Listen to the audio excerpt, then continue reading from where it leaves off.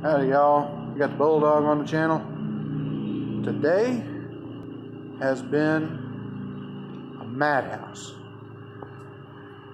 Getting some stuff done, but when it gets crazy like this, you actually don't get a whole lot done.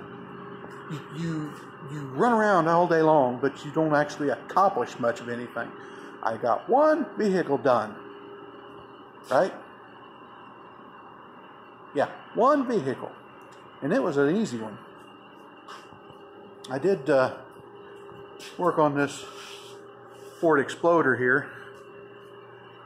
It's got a bunch of problems. But one thing I wanted to talk about is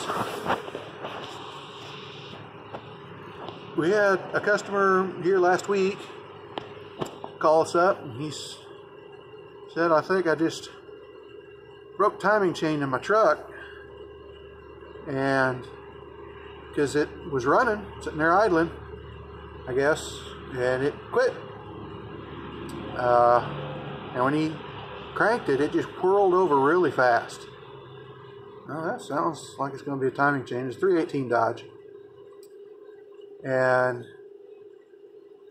they put it on a hook and they towed it over, and it sat there till the next day before we got a chance to get to it. I think he came here Thursday, maybe it was Friday, I'm not sure. But Friday afternoon, I decided I'd better go out there and check it, make sure that's what it was. And pulled the oil fill, and of course, you can't see the rocker arms. Gosh darn it. Pull the oil breather. No, you can't see down through there. It's got a baffle inside the valve cover, so you can't see the rocker arms. Distributor's in the back on it. It's like, gosh darn it. Well, let's just crank it over and see how it sounds. I got inside and I hit the key and boom, fired right up.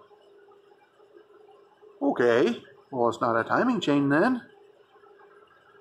Pulled it up to the door and let it sit there and run. Hooked up the computer, and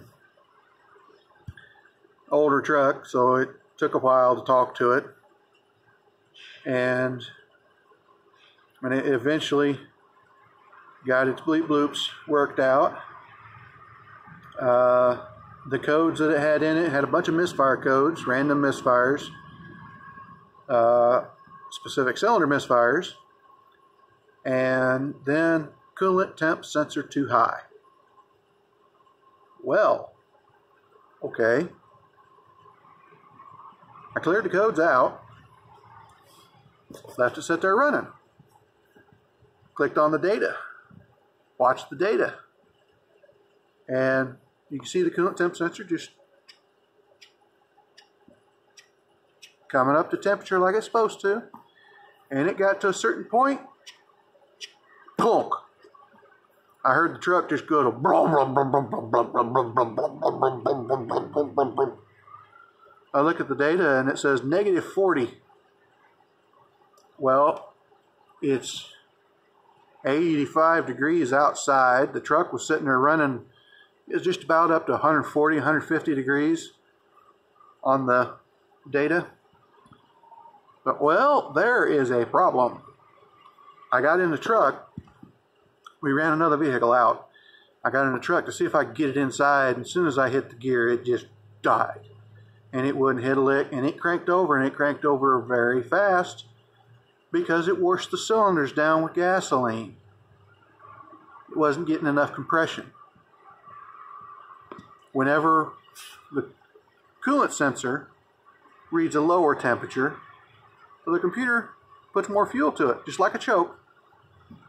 And I'm guessing that's why it was rolling over so fast, because it washed it down.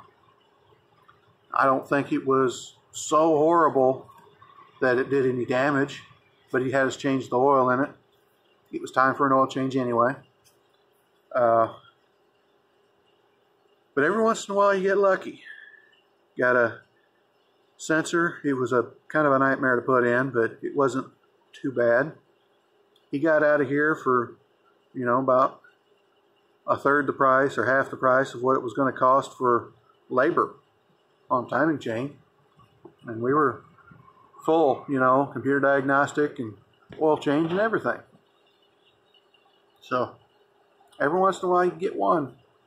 I don't know what else is going to go wrong to take its place, but yeah, I'll take one win on occasion. Like, comment, subscribe, hit your little bell notification, share it around. I'll talk at you later.